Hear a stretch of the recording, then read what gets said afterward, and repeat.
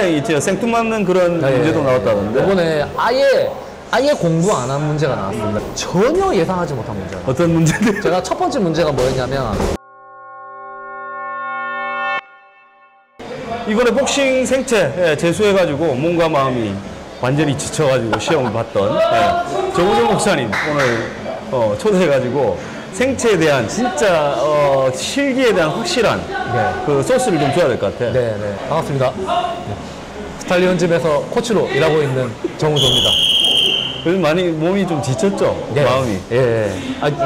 얼마 전에 저 인스타 봤는데 그 초고속으로 삭제를 했더라고, 스토리를. 내가 봤지. 올리지 마 제발. 제가 뭐 그런 데 외에는 제 심정을 표출할 데가 없어가지고.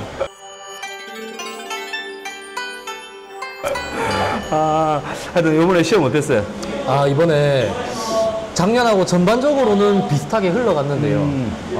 실기는 거의 비슷했던 것 같고, 구술은 이번에 저뿐만이 아니고 전반적인 사람들 느낌이 작년보다 훨씬 어려웠다. 작년에 좀 쉬웠다 했거든? 작년에는 구술이 조금 부담이 덜했습니다, 문제들이. 작년하고 올해하고 구술 기준이 좀 바뀌었습니다. 그래서 구술 기준이? 작년에는 태도라든지 이런 게 20점이 따로 아예 배점이 돼 있었습니다. 태도라는 거는 서서 이야기할 때? 그러니까 뭐 예를 들어서 들어가서 인사 크게 하고, 그 다음에 자신감 있게 이야기하고, 그러니까 오답을 이야기하더라도 막 기어 들어가는 목소리로 하는 거 말고 그냥 당당하게 자신감. 김일중 대장! 아닙니다! 긴장하지 마. 내가 뭐 겁나냐? 왜 이 생활체육 지도사를 따려고 하느냐라는 질문이 거의 공통적으로 나왔습니다. 그러니까 이제 그 질문에 대해서는 자기 소신껏 대답 잘하면 되기 때문에 그 점수는 거의 이제 일반적으로 먹고 들어가는 점수였던 거죠. 근데 이번에는 그 질문이 아예 안 나왔습니다. 그러면 그때의 구술이라는 거는 그냥 어떤 큰 기준이 없었네요, 그냥?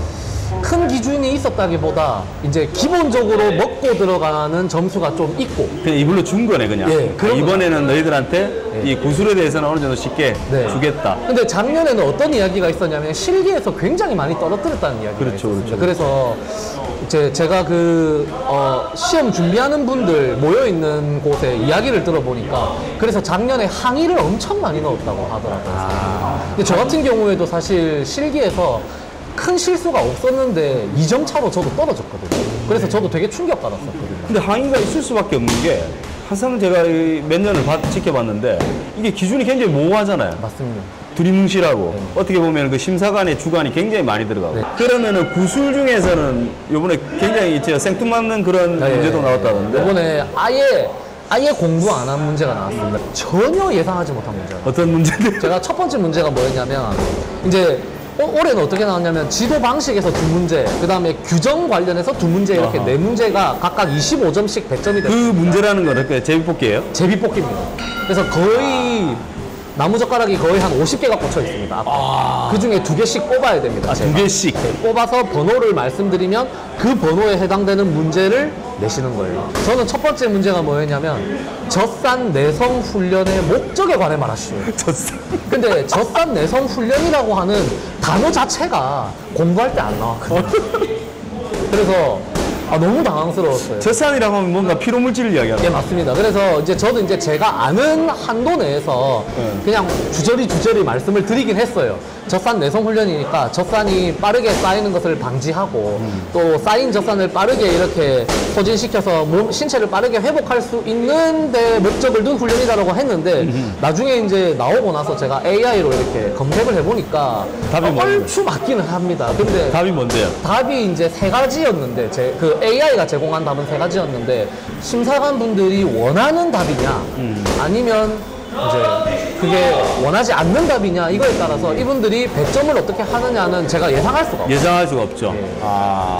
그리고 이제 2번째 문제가 뭐였냐면, U19 선수들은 어떤 선수들이냐라는 질문이 나왔는데, 이게 제가 나중에 생각해보니까 함정이었습니다. 그래서 저는 그냥 편하게 17세, 18세의 선수들을 의미합니다라고 했는데, 한 번 더 물어보시더라고요. U19 선수들 자격이 뭐예요? 그래서 제가 말씀드린 거를 못 들으셨나라는 생각에서 한 번 더 똑같이 이야기했습니다. 17세, 18세 선수들을 의미합니다 했는데, 나중에 나오고 나서 제가 뭔가 이상하다 싶어가지고 규정집을 이렇게 살펴보니까 17세, 18세의 남녀 선수들이라는 기록이 있어요. 그래서 이거 가지고 감점을 시킬 수도 있겠다라는 생각을 했어요. 그리고 이제 세 번째 문제는 크루저급이 몇 킬로에서 몇 킬로냐. 근데 그거는 제가 체급을 아예 외우고 있었거든요. 그래서 80에서 85킬로. 체급은 꼭 나오잖아요. 거의 나올 가능성이 좀 높습니다. 체급에 관련된 문제 수가 일단 많기 때문에. 네. 그래서 그렇게 답변을 했고, 마지막 문제가 스텝의 종류에 대해서 이야기하셨는데, 제가 나오고 나서 생각해 보니까 그냥 전진 스텝, 후진 스텝, 사이드 스텝 이거를 아마 원하셨던 것 같은데, 저는 이제 원 스텝이라고도 불리는 러닝 스텝과 투 스텝이라고도 불리는 워킹 스텝이 있고, 그리고 사이드 스텝과 피벗과 스위칭 등이 있습니다. 그냥 이렇게 이야기를 했거든요. 그러니까 이 부분도 이분들이 점수를 잘 주실 수도 있고 안 주실 수도 있어서 그렇겠네. 그래서 구수를 제가 통과할지 통과 못할지 예상을 못합니다. 근데 이게 항상 나도 이게 생각이 드는 게 항상 이제 돌아오면은 복귀를 하잖아요. 우리가 그 바둑에서 이제 이기고 지고 나면 복귀하듯이 우리 항상 이게 문제하고 이렇게 그 동작하고 그다음 그 상황을 맞춰보거든요. 근데 나는 항상 그 의구심이 드는 거야. 그 기준의 모호한 부분을 갖다가 어떻게 그렇게 그 채점을 하는가. 나도 불만이 생길 것 같거든. 이게 사실 제 생각에는 이게 뭐 심사관들의 재량이기 때문에 뭐 어떻게 하겠나 하는 그런 생각도 들기는 하는데 이제 그런 부분이 아마 갈수록 최대한 점점 사라지지 않을까. 모호한 부분들이. 그렇죠. 이게 이 대한복싱협회에서도 그런 부분에 대한 불만이나 항의가 많다는 걸 알고 있기 때문에 아마 점점 나아질 거라는 생각을 합니다. 다음 그 순서가 다시 한번 이야기해 볼게요.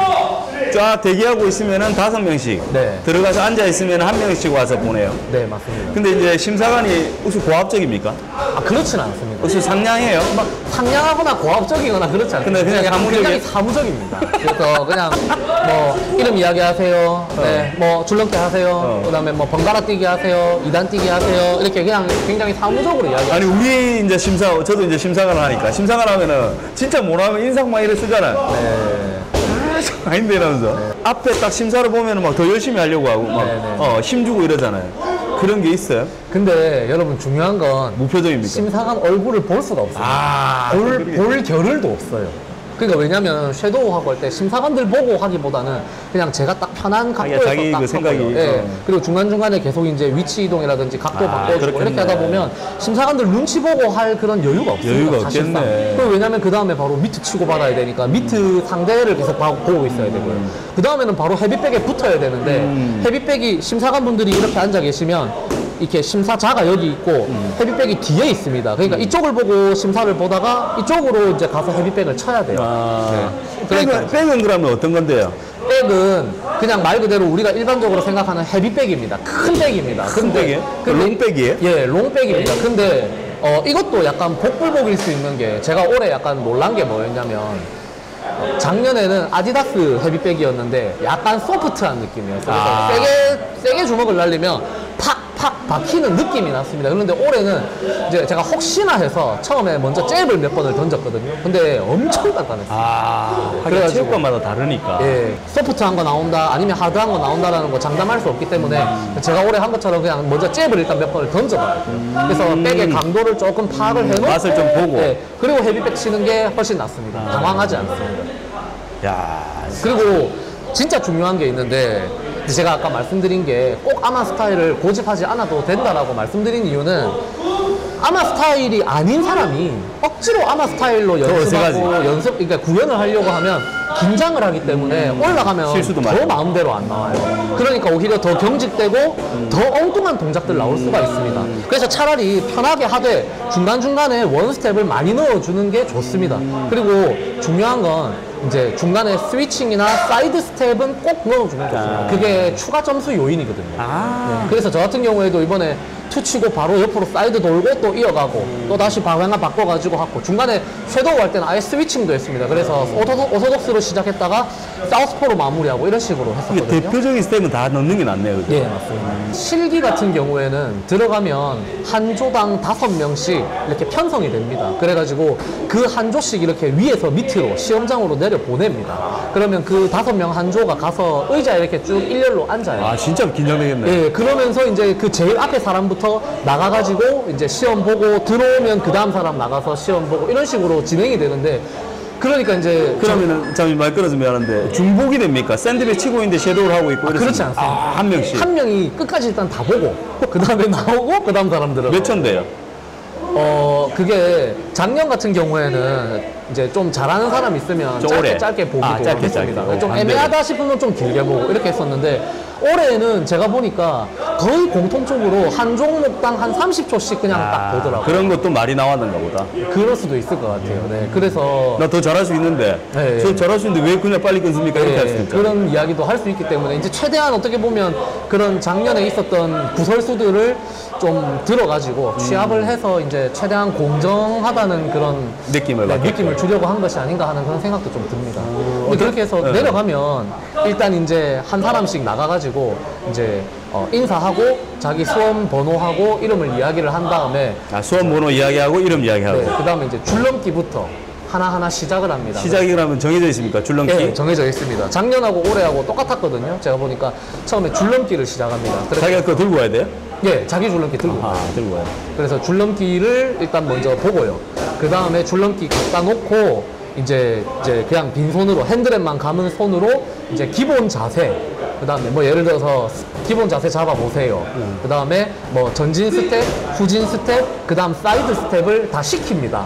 그러면 이제 그거를 다 수행을 하고 나면 바로 섀도우로 들어갑니다. 그럼 이게 전진 스텝, 후진 스텝, 뭐 사이드 스텝 이건 딱 정해지는 명칭이네요? 예. 그것도 아이바 뭐 이제 올해부터는 작년까지는 아이바 기준이었고 올해부터는 WB 월드복싱 기준으로 바뀌었거든요. 근데 이제 그런 거에 관계없이 제가 보니까 그냥 전진 스텝, 후진 스텝, 사이드 스텝 그냥 이렇게 시키시는 것 같아요. 네. 그리고 이제 그렇게 하고 나서 이제 섀도우 하라고 바로 이야기하면 그 다음에 자리에서 섀도우. 바로 섀도우 합니다. 그래서 한 30초 정도 섀도우 하는 거 보고 그러고 나서 자 이제 됐습니다 하면 이제 가가지고 미트를 먼저 낍니다. 미트를. 그러면 미트를 이제 아마 선수 두 분이 아마 학생분인 것 같은데 선수 두 분이 항상 그 시험장에 같이 있어요. 오소독스, 사우스포 구분 없이. 보통 그렇는데 요번에는 저희 조가 두 명이 다 사우스포였어요. 진짜? 네, 그래서 이제 가면요. 5명 해가지고 처음에 10명을 내려보내거든요. 그러면 이제 A조가 있고 B조가 있습니다. 그럼 B조는 만약에 보고 있네요?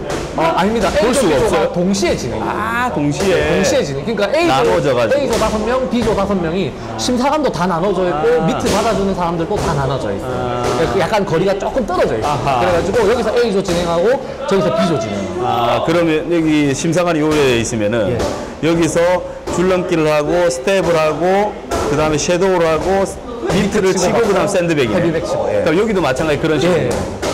그렇게 하는데 이제 요번에는 보통 제가 작년까지 알기로는 오소독스 한 명, 사우스포 한 명 이렇다라고 저도 그래 들었는데. 있었는데 올해 같은 경우에는 저희 조는 두 명이 다 사우스포였어요. 그래서 저도 처음에 당황했거든요. 밑에 치러 나오는데 오른발이 앞에 딱 나와 있더라고요. 그래서 사우스포구나. 그렇게 내가 운이 없구나라고 생각하고 그냥 사우스포 진행을 했으면 저는 이제 제가 약간 스위치 복서기도 하고 그리고 이제 사우스포 미트 받는 것도 좀 연습을 해놨었기 때문에 그냥 편안하게 사실 하긴 했습니다. 칠 때는 좀 긴장되더라고요. 오히려 저는 치는 것도 있어요? 네, 미트를 받기도 하고 치기도 합니다. 그 두 개 합쳐서 100점 30점입니다. 연습을 잘해간다 하더라도 그날 긴장을 너무 많이 한다든가. 네, 그래서 실수를 많이 그래서 사우스포로 미트를 치고 받는 연습을 많이 해야 돼요. 많이 해야 되겠네. 무조건 많이 해야 돼요. 오히려 오소독스를 맞는 것보다는 더 많이 해야겠네. 와. 쉽지 않네요. 그게 국가고시가 맞네요. 네, 그게 확실히 국가고시라는 생각이 들어요. 작년에 어떤 이야기를 많이 들었냐면 아마 스타일로 해야 된다. 그렇죠. 그래야 그렇죠. 점수를 잘 받는다라고 들었는데 네. 그게 아마 스타일로 좀 길게 연습을 충분히 많이 못한 선수들 같으면은 그냥 자기 스타일대로 하는 거예요. 네. 이거는 그러면 이제 정우조 코치님의 개인적인 제 생각이에요? 개인 견해인데 이거는 개인적인 생각이에요. 네. 그리고 엄청 긴장되거든요. 그렇죠, 그렇죠. 진짜 많이 긴장됩니다. 이거 여러분 진짜 해본 분들은 압니다. 진짜 엄청나게 긴장됩니다. 저는 시합도 뛰어보고 뭐 앞에서 강연도 해보고 강의도 해보고 다 해봤는데 저는 제가 강의도 하거든요. 강의도 많이 하는데 저희 관장님은 저희 스승님이시죠. 진짜 거짓말 아니고 훨씬 더 긴장됐어요. 그래서 저 요번에 청심 안 마시고 들어갔어요. 제가 태어나서 처음으로 청심환 아니, 먹었어요. 대입 칠 때도 안 먹었는데. 아, 그런 데 없어요. 한 정우정 목사님 이번 또 재수잖아요. 뒤로 물러날 데가 없었는 거야. 제가 진짜 삼수 되면 진짜 저주할 것 같습니다. 목을 매야지. 샌드백 옆에 목을 매야 돼.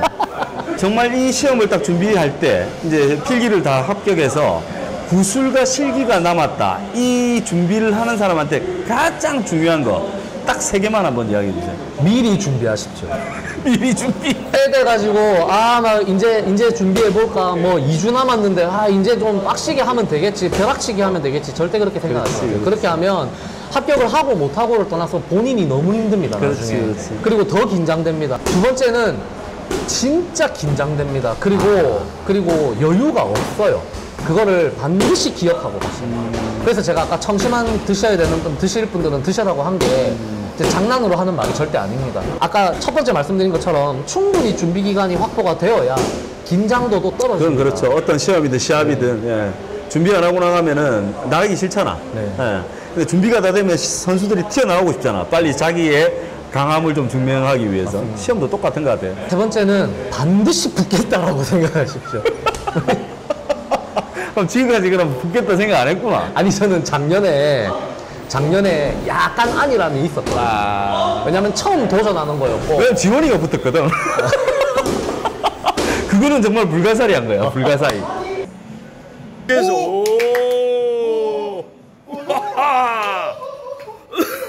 야, 이정 코치. 야.